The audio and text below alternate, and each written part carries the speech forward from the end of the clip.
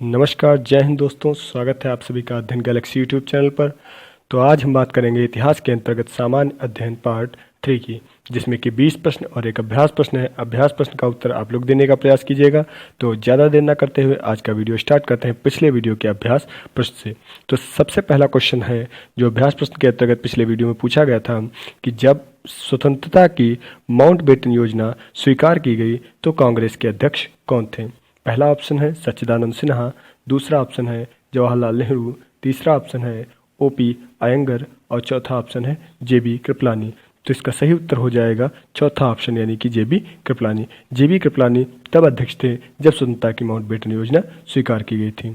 तो चलते हैं आज के प्रश्नोत्तरी पर। तो आज की प्रश्नोत्तरी है, सबसे पहला प्रश्न जो पूछा गया है, प्राचीन भारतीय इतिहास से कि आग का आविष्कार हुआ था। ऑप्शन है आपके पुरापाषाण काल में, दूसरा ऑप्शन है मध्य पाषाण काल में, तीसरा ऑप्शन है नवपाषाण काल में और चौथा ऑप्शन है इनमें से कोई नहीं। तो आग के आविष्कार की अगर बात करें तो आग का आविष्कार पुरापाषाण काल में हुआ था। इसके लिए आपका ए ऑप्शन सही हो जाएगा। अगर अन्य खोजों की बात करें तो कृषि का आविष्कार और जो पहिए का आविष्कार हुआ था वो हुआ था नवपाषाण काल में। तो अगर कृषि और पहिए की अगर बात आए तो आप इसके लिए नवपाषाण काल लगाइएगा, और आग के आविष्कार की अगर बात आए तो आप पुरापाषाण काल लगाइएगा। तो चलते हैं अगले प्रश्न की तरफ। अगला प्रश्न है, हड़प्पा युगीन सभ्यता थी। ऑप्शन है आपके पाषाण युगीन, दूसरा ऑप्शन है कांस्य युगीन, तीसरा ऑप्शन है लौह युगीन और चौथा ऑप्शन है इनमें से कोई नहीं। तो हड़प्पा युगीन सभ्यता जो थी वह थी कांस्य युगीन सभ्यता। पाषाण युगीन सभ्यता जो थी पुरापाषाण काल, मध्यपाषाण काल, नवपाषाण काल था, और अगर वैदिक कालीन सभ्यता जो थी वो लौह युगीन थी। तो इसका जो सही उत्तर है वो कांस्य युगीन यानी कि बी ऑप्शन आपका सही हो जाएगा। बढ़ते हैं अगले प्रश्न की तरफ।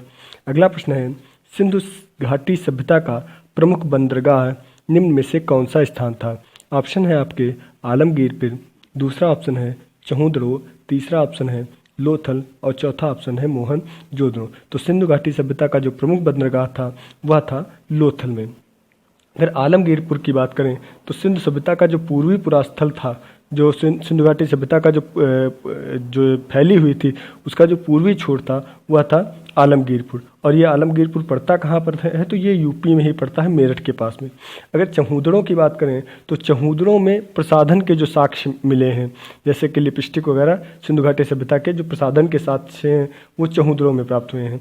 बाकी अगर मोहनजोदड़ो की बात करें तो मोहनजोदड़ो में विशाल स्नानागार मिला है जो कि सिंधु घाटी सभ्यता में बना हुआ था। और बाकी इस प्रश्न के अगर उत्तर की बात करें तो इस प्रश्न का जो सही उत्तर है वो लोथल यानी कि सी ऑप्शन। बढ़ते हैं अगले प्रश्न की तरफ।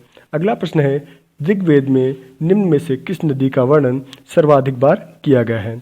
ऑप्शन है आपके गंगा, दूसरा ऑप्शन है सिंधु, तीसरा ऑप्शन है सरस्वती और चौथा ऑप्शन है गोमती। तो सिंधु घाटी क्षमा चाहते हैं, ऋग्वैदिक काल में निम्न में से किस नदी का सर्वाधिक बार वर्णन किया है। तो ऋग्वैदिक काल में जो है सिंधु नदी का सर्वाधिक बार वर्णन किया गया है। अगर ये पूछा जाए कि ऋग्वैदिक काल में किस नदी को सबसे पवित्र नदी माना गया है तो आप सरस्वती ऑप्शन को आप राइट क्लिक करेंगे। अगर सबसे अधिक बार वर्णन की बात करें तो सिंधु नदी का सबसे अधिक बार वर्णन हुआ है, जबकि जो सबसे पवित्र नदी है वह मानी गई है सरस्वती। बढ़ते हैं अगले प्रश्न की तरफ। अगला प्रश्न है, निम्न में से सबसे प्राचीन पुराण कौन सा है। विष्णु पुराण, गरुड़ पुराण, मत्स्य पुराण या फिर ब्राह्मण पुराण। तो पुराणों की संख्या की अगर बात करें तो पुराण कितने हैं, 18 पुराण हैं। और पुराणों के रचयिता कौन है, लोमहर्षा और उग्रश्रवा जो है। लोमहर्षा लिखने का प्रयास करेंगे, लोमहर्षा और उग्रश्रवा ये हैं पुराणों के रचयिता। पुराणों की संख्या की अगर बात करें तो हमने पहले बताया कि पुराणों संख्या कितनी है, 18।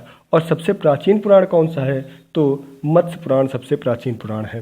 तो इसका सही उत्तर हो जाएगा ऑप्शन नंबर सी यानी कि मत्स्य पुराण। बढ़ते हैं अगले प्रश्न की तरफ। अगला प्रश्न कह रहा है कि निम्न में से किस वेद से शतपथ ब्राह्मण संबंधित है। ऑप्शन है आपके ऋग्वेद, दूसरा ऑप्शन है यजुर्वेद, तीसरा ऑप्शन है अथर्ववेद और चौथा ऑप्शन है सामवेद। तो इसका जो सही उत्तर हो जाएगा वो यजुर्वेद हो जाएगा यानी कि बी ऑप्शन। जो शतपथ ब्राह्मण है वह यजुर्वेद से संबंधित है। अगर ऋग्वेद की बात करें अदर ऑप्शन की, तो ऋग्वेद की अगर बात करें तो ऋग्वेद जो है सबसे प्राचीन वेद है और यह जो है वेद पूर्व वैदिक काल में लिखा गया था। उसमें जो है 1028 सूक्ति हैं। जो प्रसिद्ध गायत्री मंत्र है वह भी ऋग्वेद से ही लिया गया है। और गायत्री मंत्र समर्पित किसको है? तो वह सूर्य को समर्पित है, सावित्री अर्थात सूर्य को समर्पित है। अगर अथर्ववेद की बात करें तो अथर्ववेद में तंत्र मंत्र का वर्णन जो है वो अथर्ववेद में किया गया है। और सामवेद को भारतीय संगीत का जनक कहा जाता है। बाकी इस प्रश्न का उत्तर जो हो जाएगा वो क्या होगा? यजुर्वेद। बढ़ते हैं अगले प्रश्न की तरफ। अगला प्रश्न है, महात्मा बुद्ध से संबंधित ग्रह त्याग की घटना कहलाती है। पहला ऑप्शन है आपका महाभिनिष्क्रमण, दूसरा ऑप्शन है आपका महापरिनिर्वाण, तीसरा ऑप्शन है आपका धर्म चक्र प्रवर्तन और चौथा ऑप्शन है आपका स्वत्यागोवर्तन। तो इसका सही उत्तर हो जाएगा ग्रह त्याग की। अगर बात की जाए तो ग्रह त्याग की घटना जो है वह कहलाती है महाभिनिष्क्रमण। तो ग्रह त्याग की घटना जो है वह महाभिनिष्क्रमण कहलाती है। अगर मृत्यु की घटना की बात की जाए, महात्मा बुद्ध की मृत्यु की घटना की बात की जाए तो वह कहलाती है महापरिनिर्वाण। और महात्मा बुद्ध की मृत्यु हुई कहाँ पर थी? तो महात्मा बुद्ध की मृत्यु हुई थी कुशीनगर में, याद रखिएगा। अब बात करते हैं अगले ऑप्शन की। तो अगले ऑप्शन जो दिया हुआ धर्मचक्र प्रवर्तन, तो महात्मा बुद्ध के पहले उपदेश की अगर बात की जाए कि महात्मा बुद्ध के पहले उपदेश देने की घटना क्या कहलाती है, तो वह कहलाती है धर्मचक्र प्रवर्तन। और महात्मा बुद्ध ने प्रथम उपदेश दिया कहाँ पर था? तो वह दिया था सारनाथ में। अगर पूछ लिया जाए कि महात्मा बुद्ध ने प्रथम उपदेश कहाँ पर दिया था, तो वह दिया था सारनाथ में। अगर पूछ लिया जाए कि सबसे अधिक उपदेश कहाँ पर दिए थे, तो सही उत्तर हो जाएगा श्रावस्ती। तो प्रथम उपदेश की बात की जाए तो सारनाथ सही हो जाएगा, और सबसे अधिक उपदेश की बात की जाए तो श्रावस्ती सही हो जाएगा। और उपदेश देने की घटना जो है वह धर्मचक्र प्रवर्तन कहलाती है। बाकी स्वत्यागो प्रवर्तन इससे कोई मतलब नहीं, या एक लिखा गया है, इसका कोई अर्थ नहीं है। तो बढ़ते हैं अगले प्रश्न की तरफ। अगला प्रश्न है, चतुर्थ बौद्ध संगीत का आयोजन किसके शासनकाल में हुआ था? ऑप्शन है आपके कालाशोक, दूसरा ऑप्शन है कनिष्क, तीसरा ऑप्शन है अशोक, चौथा ऑप्शन है अजातशत्रु। तो चतुर्थ बौद्ध संगीत जो है वह किसके शासनकाल में आयोजित हुई थी? तो वह हुई थी कनिष्क के शासनकाल में। और कहाँ पर आयोजित हुई थी? तो वो हुई थी कश्मीर में। हमने बताया था के ए जो वीडियो हमने इतिहास का वीडियो बनाया था तो उसमें बताया था कि के ए करके याद कर लीजिएगा। जो पहला है कनिष्क अजातशत्रु है, उसके बाद कालाशोक है, उसके बाद अशोक है, और चौथा जो है कनिष्क है। और जो स्थान की अगर बात करें तो RVPK यानी कि RVPK यानी कि RV यानी कि जो प्रथम बौद्ध संगीत थी वह राजगृह में हुई थी, द्वितीय बौद्ध संगीत जो हुई थी वो वैशाली में हुई थी, तृतीय बौद्ध संगीत जो हुई थी वो पाटलिपुत्र में हुई थी, और चतुर्थ बौद्ध संगीत जो हुई थी वो कश्मीर में हुई थी। तो RVPK से जो है स्थानों के नाम याद रखिएगा, और AK से शासकों के नाम याद रखिएगा। पहले ए का मतलब है अजातशत्रु, पहले के का मतलब है कालाशोक, दूसरे ए का मतलब है अशोक, और दूसरे के का मतलब है कनिष्क। तो इस प्रकार से बौद्ध संगीतों के विषय में याद रखिएगा। हमने पिछले वीडियो में इसके विषय में विस्तृत चर्चा कर ली है, तो आगे बढ़ते हैं। तो अगला प्रश्न है, जातक कथाओं का संबंध है महात्मा बुद्ध के ग्रह त्याग से, दूसरा ऑप्शन है महात्मा बुद्ध के उपदेशों से, तीसरा ऑप्शन है महात्मा बुद्ध के पूर्व जन्म से, और चौथा ऑप्शन है महात्मा बुद्ध के गृहस्थ जीवन से। तो जातक कथाओं का जो संबंध है वो महात्मा बुद्ध के पूर्व जन्म से है, यानी कि सी ऑप्शन आपका सही हो जाएगा। बढ़ते हैं अगले प्रश्न की तरफ। अगला प्रश्न है, जैन धर्म के प्रथम तीर्थंकर कौन थे? तो जैन धर्म के प्रथम तीर्थंकर जो थे वो थे ऋषभदेव, यानी कि बी ऑप्शन आपका सही हो जाएगा। अगर 24वें तीर्थंकर की बात की जाए तो वो हो जाएंगे महावीर स्वामी। महावीर स्वामी 24वें तीर्थंकर थे, जबकि जो पहले तीर्थंकर थे वो ऋषभदेव थे। बढ़ते हैं अगले प्रश्न की तरफ। अगला प्रश्न है, जैन धर्म के संदर्भ में जैन साहित्य कहलाता है। ऑप्शन है आपके पिटक, दूसरा ऑप्शन है आगम, तीसरा ऑप्शन है चैत्य, और चौथा ऑप्शन है उपरोक्त सभी। तो जैन संदर्भ में जो जैन साहित्य है वह कहलाता है आगम, यानी कि बी ऑप्शन आपका सही हो जाएगा। जैन साहित्य जो है वो आगम कहलाता है, और बौद्ध साहित्य जो है वह पिटक कहलाता है। बौद्ध साहित्य यानी कि पिटक, और जैन साहित्य यानी कि आगम। अब बात करते हैं चैत्य की। तो जो बौद्ध धर्म में पूजा स्थल होते थे उनको क्या कहा जाता था? चैत्य कहा जाता था, सी ऑप्शन। अगर बौद्ध पूजा स्थलों की बात करें तो इसके लिए जो है चैत्य शब्द उचित होगा। जैन साहित्य के लिए आगम, और पिटक जो है बौद्ध धर्म के लिए। बढ़ते हैं अगले प्रश्न की तरफ। अगला प्रश्न है, महाजनपदों की संख्या कितनी थी? तो इसके विषय में आप सभी लोग जानते हैं, अगर वीडियो देखा होगा तो बहुत कायदे जानते होंगे, सभी महाजनपदों के विषय में जानते होंगे। तो महाजनपदों की संख्या कितनी थी? 16 थी। बढ़ते हैं अगले प्रश्न की तरफ। अगला प्रश्न है पाटलिपुत्र की स्थापना निम्न में से किस शासक ने की? तो पाटलिपुत्र नगर की स्थापना जो है वो की थी उदयन ने, यानी कि सी ऑप्शन आपका सही हो जाएगा। अजातशत्रु के समय में जो बौद्ध संगीत हुई थी इसके विषय में चर्चा कर चुके हैं। बिंबिसार जो था वह था हर्यक वंश का संस्थापक। हर्यक वंश की जो स्थापना थी वह बिंबिसार ने की थी। और अगर नागदशक की बात करें तो वह हर्यक वंश का अंतिम शासक था। हर्यक वंश का अंतिम शासक नागदशक था और हर्यक वंश का जो प्रथम शासक था वह बिंबिसार था जिसने उसकी स्थापना की थी। अगला प्रश्न उसी से संबंधित है कि हर्यक वंश की स्थापना निम्न में से किस शासक ने की? तो इसका विषय में आप लोग जानते हैं कि हर्यक वंश की स्थापना जो है वो किसने की थी? बिंबिसार ने की थी, यानी कि सी ऑप्शन आपका सही हो जाएगा। शिशुनाग ऑप्शन आया तो शिशुनाग ने नागवंश की स्थापना की थी।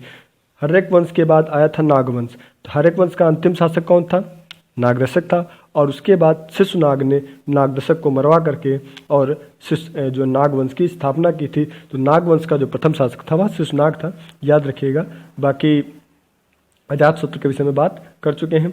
बढ़ते हैं अगले प्रश्न की तरफ। नंद वंश का अंतिम शासक निम्न में से कौन था? तो जो नंद वंश का अंतिम शासक था वह था धनानंद। धनानंद के विषय में आप लोग जानते होंगे और ये प्रश्न जो है इम्पॉर्टेंट भी है कि क्योंकि इतिहास में आप अगर आपने इतिहास को थोड़ा बहुत जानते होंगे तो उसमें आपने चाणक्य की कहानी पढ़ी होगी। जो नंद वंश का अंतिम राजा था धनानंद, उसको चंद्रगुप्त मौर्य ने चाणक्य की सहायता से मार दिया था। उसके बाद मौर्य वंश की स्थापना की थी जो कि बहुत विस्तृत उसके शासनकाल में अशोक हुए थे। तो जो नंद वंश का जो अंतिम शासक था वो धनानंद था। बढ़ते हैं अगले प्रश्न की तरफ।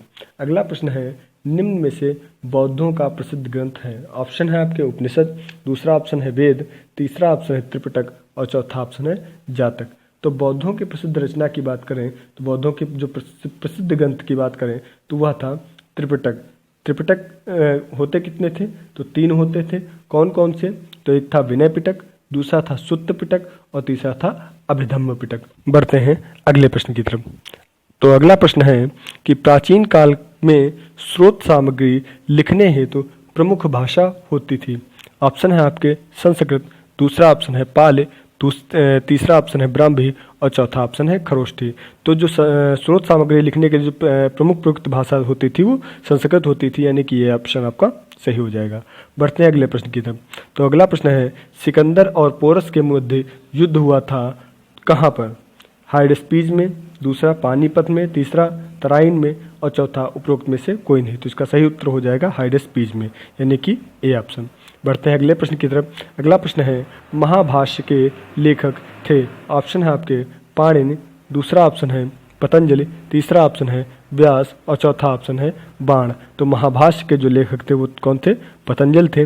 बढ़ते हैं अगले प्रश्न की तरफ। अगला प्रश्न है 6ठी शताब्दी ईसा पूर्व में मगध में किसका विशाल भंडार था? ऑप्शन है आपके तांबा, दूसरा ऑप्शन है लेड, तीसरा ऑप्शन है टिन, चौथा ऑप्शन है लोहा। तो 6ठी शताब्दी ईसा पूर्व में मगध में जो है वह लोहे का विशाल भंडार था, यानी कि डी ऑप्शन आपका सही हो जाएगा। अब बढ़ते हैं आज के अभ्यास प्रश्न की तरफ। आज का अभ्यास प्रश्न जो पूछा गया है वह ये है कि वैदिक लोगों द्वारा किस धातु का सबसे पहले प्रयोग किया गया? ऑप्शन है आपके चांदी, दूसरा ऑप्शन है सोना, तीसरा ऑप्शन है लोहा और चौथा ऑप्शन है तांबा। तो इस प्रश्न का उत्तर जो है कमेंट बॉक्स में देने का प्रयास करिएगा। और आज का वीडियो हम यहीं पर समाप्त करते हैं। वीडियो आप सभी को कैसी लगी कमेंट बॉक्स में ज़रूर बताएं और अगर अच्छी लगी हो तो इसको लाइक करिएगा, दोस्तों में शेयर करिएगा और चैनल को अगर अभी तक चैनल को सब्सक्राइब नहीं किया तो चैनल को सब्सक्राइब करिएगा। धन्यवाद।